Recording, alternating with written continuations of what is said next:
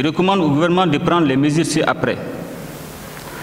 Dans un premier temps, doter le secteur du développement rural d'une loi de programmation des investissements dans le secteur agricole, conformément à l'article 195 de la loi d'orientation agricole.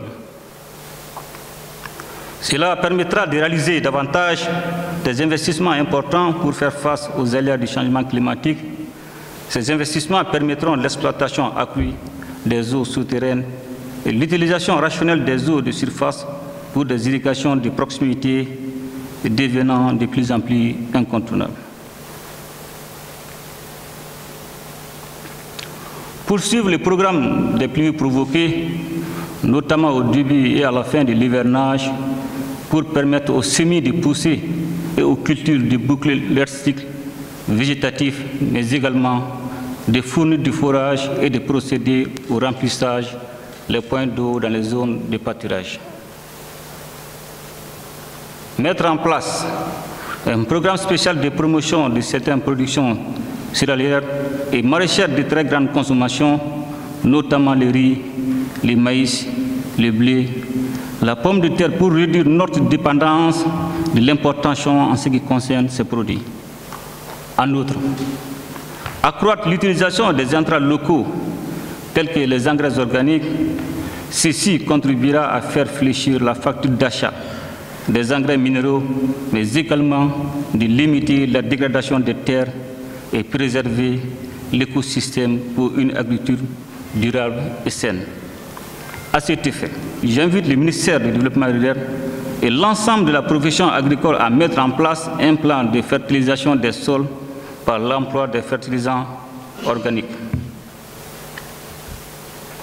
Amorcer le lancement du système géolocalisation pour l'identification des producteurs et la traçabilité des actions avec le monde rural. Et également, poursuivre la subvention des productions céréalières, cotonnières et animales pour améliorer leur rendement. Ce faisant, j'ai décidé, en raison de la hausse excessive du prix des engrais sur le marché mondial, que la quote-part du producteur dans le prix du sac de 50 kg de l'engrais minéral soit fixée à 12 500 francs CFA. Cette quote-part pour l'engrais organique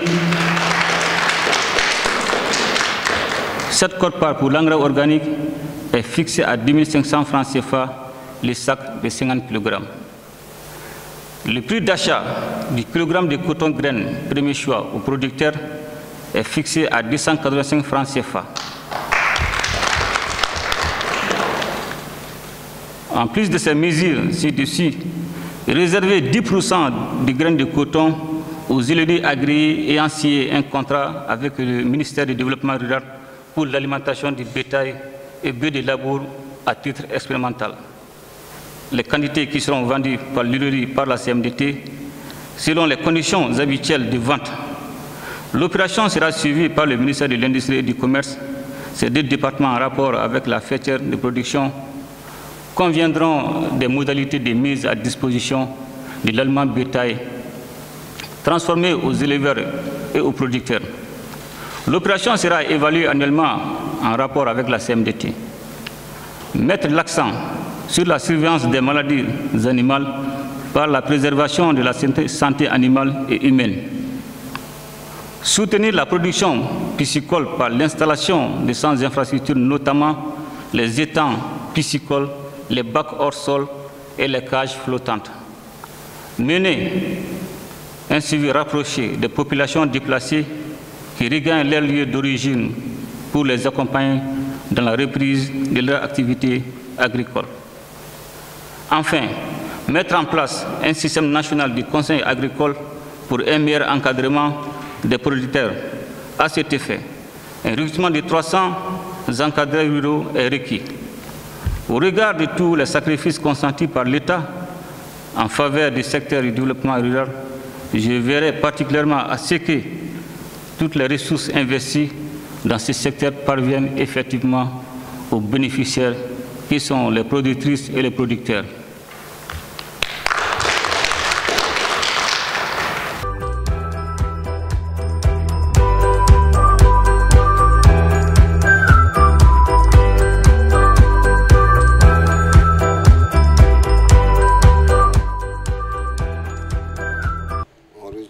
conseil vraiment de l'espoir.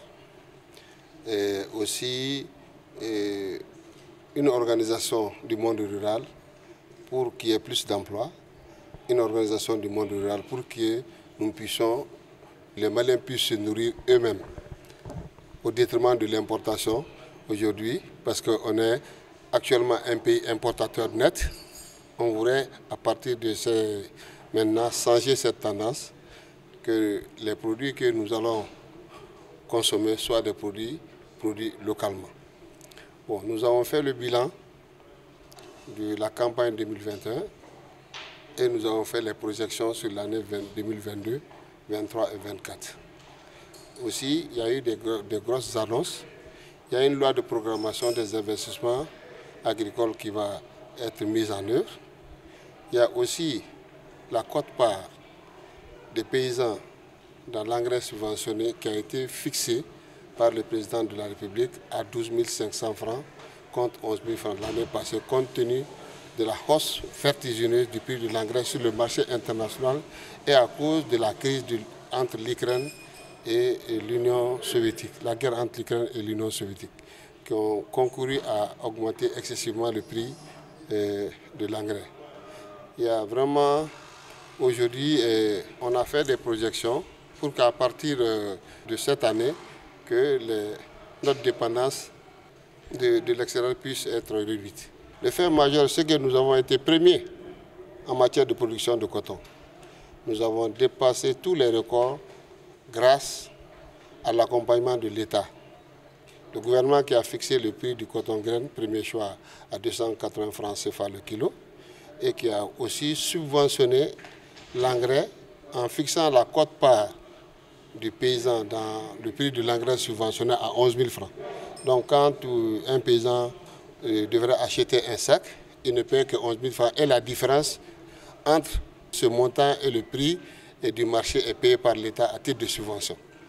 Donc c'est ce fait majeur qui marque. Et puis aussi, nous avons, nous-mêmes à notre niveau, pris l'engagement de prendre des filières que nous voudrions vraiment soutenir pour que nous puissions faire les mêmes résultats qu'on a fait pour le coton.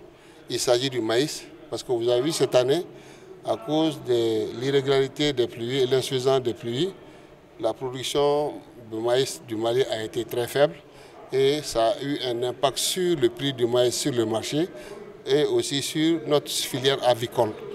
Donc nous sommes engagés de façon volontariste de prendre toutes les dispositions pour que le Mali ne puisse plus connaître une situation de ce genre. En plus du maïs, nous allons essayer de booster davantage la production de riz, la production de soja, les produits émergents, notamment le soja, notamment le sésame.